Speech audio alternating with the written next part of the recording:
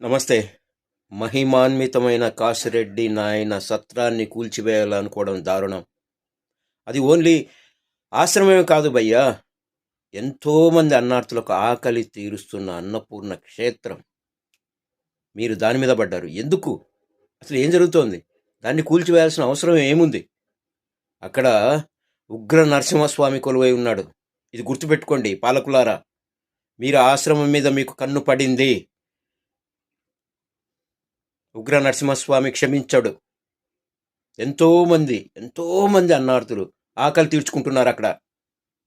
అనాథ బాలబాలికలు అయితేనేమి, వృద్ధులైతేనేమి.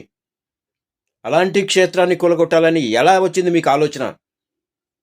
ఇప్పటికి 3 సార్లు ప్రయత్నాలు జరిగాయి, కూల్చివేతలు జరిగాయి. ఇప్పటికైనా ఆపండి, లేకపోతే ఆ ఉగ్ర నరసింహస్వామి ఆగ్రహానికి మీరు గురి కావాల్సి వస్తుంది.